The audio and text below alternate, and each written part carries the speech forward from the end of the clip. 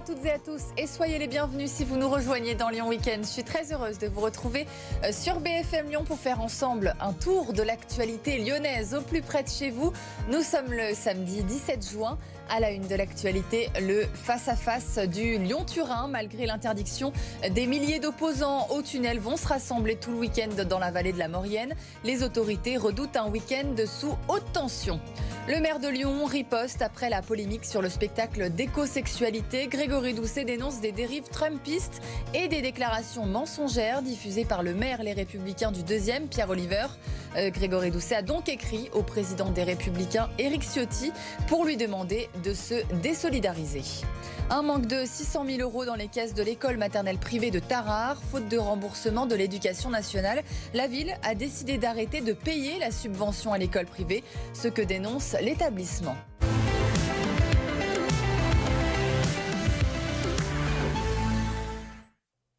Un tunnel de 57 km traversant les Alpes. On parle du chantier du Lyon-Turin. Objectif, réduire le nombre de poids lourds sur les routes. L'argument ne tient pas pour les militants écologistes. Malgré l'interdiction de la préfecture, une manifestation est organisée ce week-end par les soulèvements de la terre en vallée de Maurienne. Hilal El Fahi avec Antoine Forestier, Julie Roser, Nicolas Laurent et Morgane Dumont.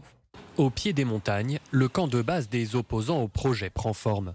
Les chapiteaux sont dressés. Philippe prépare les dernières banderoles. Non au tunnel européen Lyon-Turin. Pour lui, pas de doute, la manifestation aura lieu malgré l'interdiction du préfet. Ce qu'on espérait, c'est un effet visuel là où il y a le chantier. On espère faire une prise de conscience quand même au niveau de l'opinion publique. Les associations présentes sur place alertent sur les conséquences écologiques irréversibles que représenterait le chantier de la future ligne ferroviaire Lyon-Turin. Sur l'environnement, sur l'eau, sur la montagne, la biodiversité, 1500 hectares de terres arables qui vont être dévastées et des centaines de camions qui pendant des années vont devoir extraire tout ça avec une pollution de l'air assez conséquente. 2000 policiers et gendarmes sont mobilisés, un dispositif important pour encadrer les près de 3000 personnes attendues sur place. Mais si le préfet de Savoie a décidé d'interdire le rassemblement, c'est notamment en raison de la présence de 400 manifestants radicaux.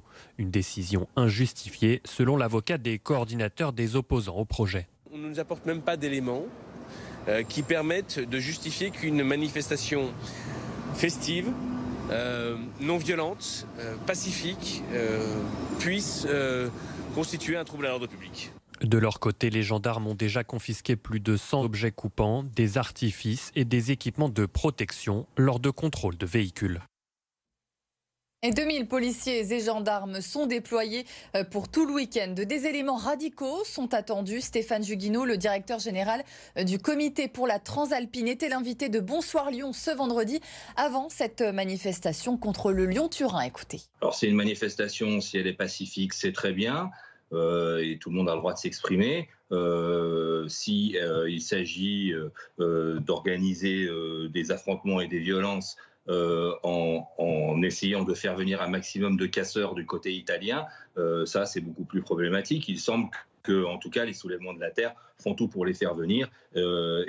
Si l'on regarde les documents qui sont édités par les soulèvements de la terre dans le cadre de cette manifestation, c'est plus l'organisation d'une guerre rangée que d'une manifestation pacifique que l'on peut craindre.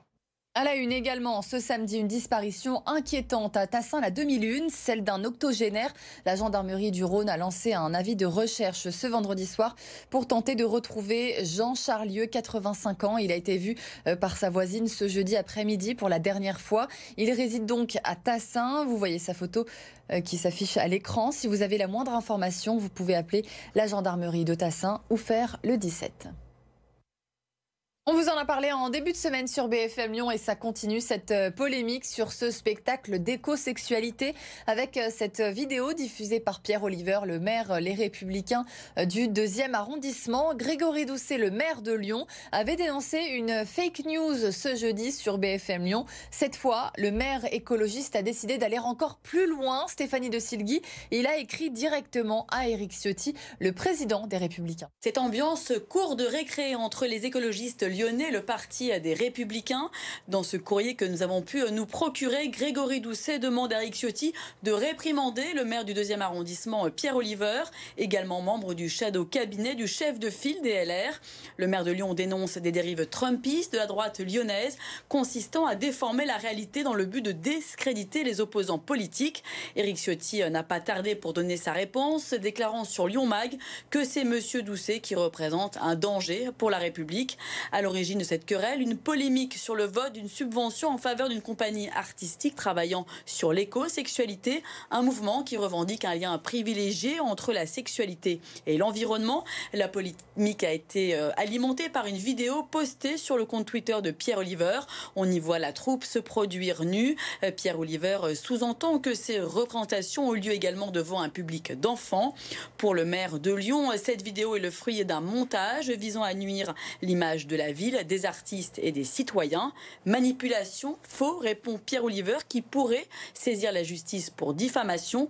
Les artistes de l'Indie Grand Pré ont eux décidé d'annuler toutes leurs représentations prévues ce week-end aux subsistances. Bref, le prochain conseil municipal s'annonce animé.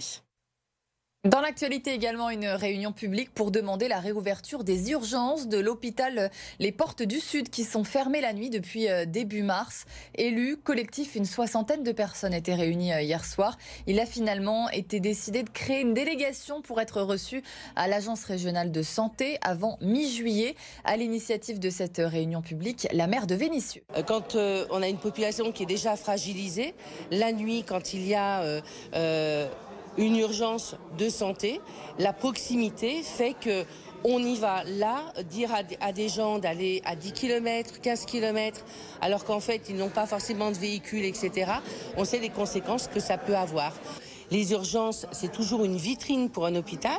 Donc effectivement, quand il n'y a plus cette vitrine, entre guillemets, c'est des futurs services qui sont mis en danger, et donc l'hôpital.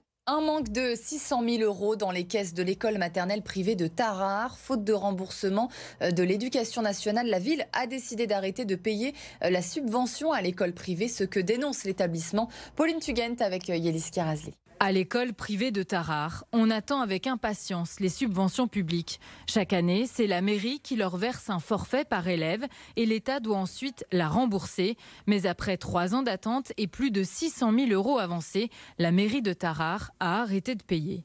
Depuis 2022, on n'a pas touché la fin du forfait maternel de l'année 2022 et cette année, on n'a pas touché le forfait maternel non plus. Donc on a du coup 2 ans de forfait maternel qui ne sont plus réglés puisque du coup l'État, a priori, ne pourrait pas rembourser la commune actuellement. Pour l'instant, c'est le centre scolaire qui fait la banque. Si on reporte le forfait qui manque sur les contributions familiales, c'est les parents qui vont payer davantage, ce qui n'est pas souhaitable puisqu'on est sur Tarare et qu'en termes de mixité sociale, nous, on la vit déjà. Donc on adapte les cotisations demandées aux familles au niveau de vie des gens qui habitent aussi le territoire.